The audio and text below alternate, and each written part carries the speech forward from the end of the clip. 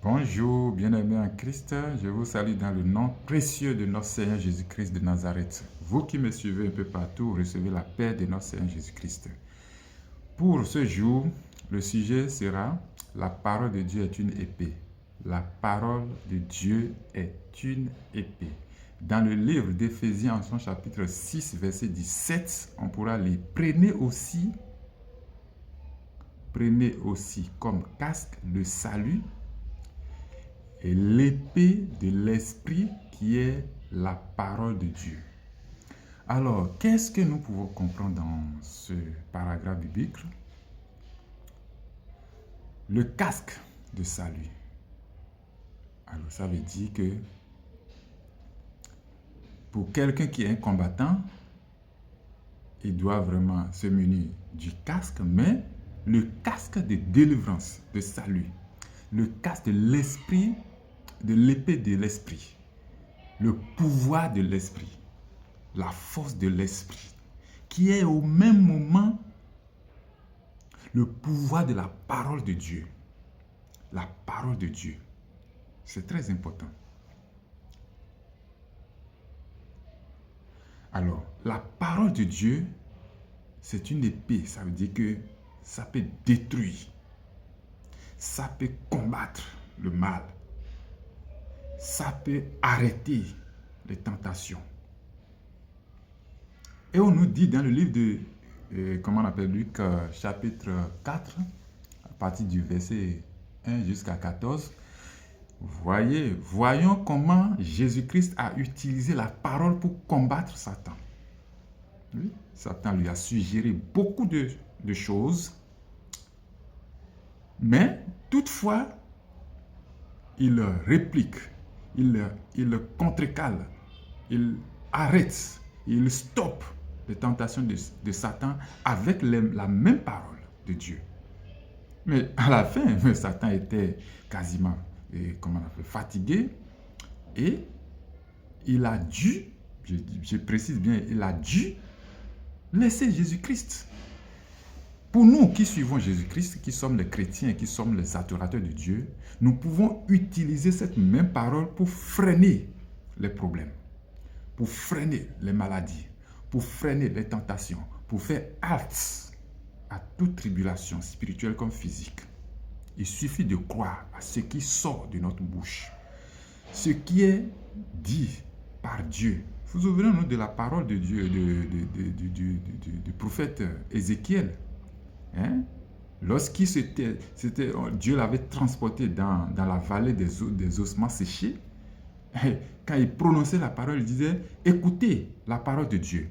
Écoutez la voix de Dieu. » Et il donnait l'ordre, comme Dieu donnait l'ordre à ces ossements séchés. Et ces ossements, vous savez, c'est la restauration du peuple de Dieu, c'est-à-dire les enfants d'Israël qui étaient en exil, où Dieu leur donnait encore espoir pour dire oui, je peux vous restaurer. Vous qui croyez que c'est fini. Toi qui crois que c'est fini. Non, sache que Dieu peut te restaurer tout ce que tu as perdu. Par cette même parole, toi-même, étant enfant de Jésus-Christ, tu peux restaurer ta chance, ta gloire, ton bonheur, ton élévation par cette même parole, tout en croyant en Dieu. C'est toujours possible. Oui, c'est possible.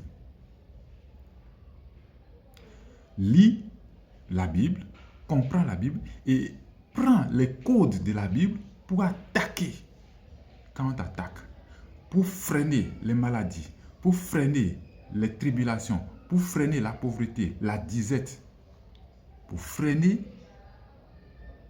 les passions qui nous mènent vers la perdition. C'est toujours possible. Jésus-Christ face à Satan à l'époque, s'il n'avait pas la parole de Dieu qui est, c'est-à-dire l'épée de l'esprit, il allait succomber.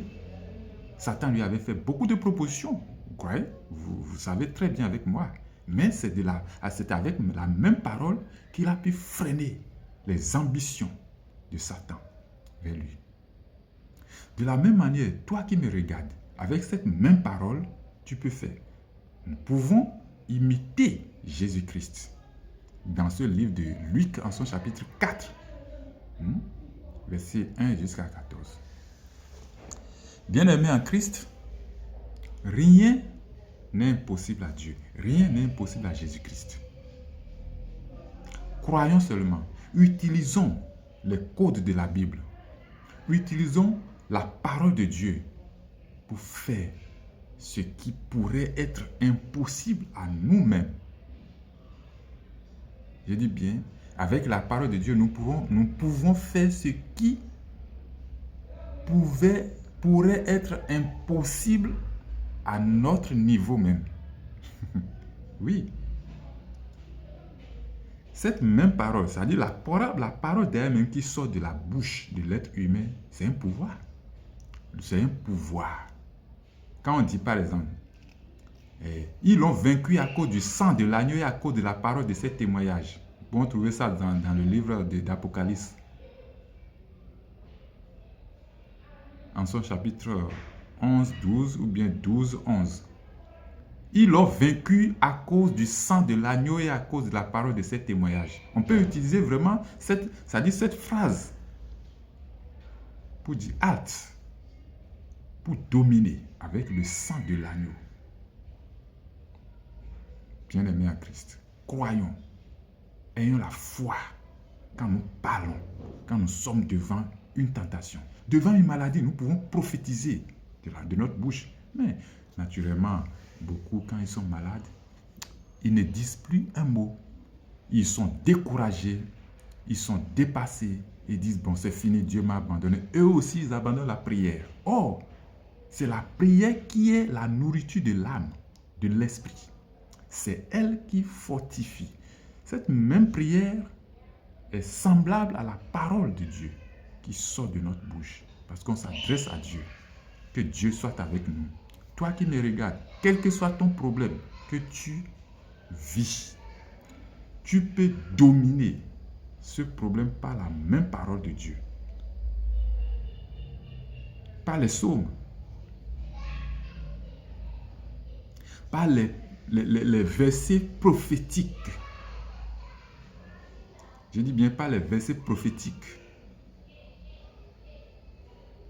Habakkuk. La vision qu'il avait eue. Lui-même, il était dans la détresse, il était soucieux. Quand Dieu s'était apparu à lui pour lui dire non, la prophétie là que je donne aujourd'hui, ça va se réaliser. Même si ça retarde, attends-la.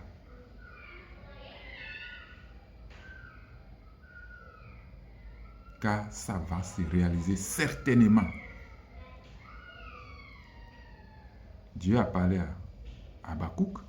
Toi aussi, étant serviteur de Dieu, adorateur de Dieu, attends tous les songes, les rêves que Dieu t'a montrés seront réalisés au nom de Jésus-Christ.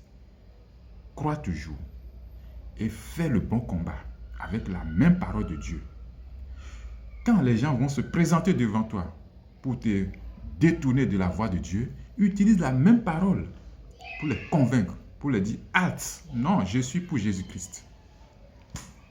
Sinon, Satan allait détourner même Jésus-Christ. Si Jésus-Christ n'avait pas cette épée de l'esprit qui est la parole de Dieu. Toi, en tant que chrétien, adorateur de Dieu, tu dois te munir.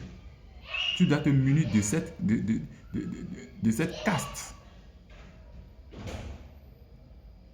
de salut, de l'épée de l'esprit, et qui est au même moment la parole de Dieu. Si tu as ça dans ta bouche, dans ton cœur, dans ta table de mémoire, en tout temps, en tout lieu, tu pourras faire vraiment apte à tout obstacle, à toute domination, à toute tribulation, à toute tentation et autres. Et tu seras toujours vainqueur jusqu'à l'arrivée de Jésus-Christ. Tu seras ferme, intègre sur la voie de Dieu. Que Dieu soit avec nous. Je prie pour tout le monde qui est dans des problèmes aujourd'hui, que le Seigneur, dans sa puissante parole, dans sa puissance,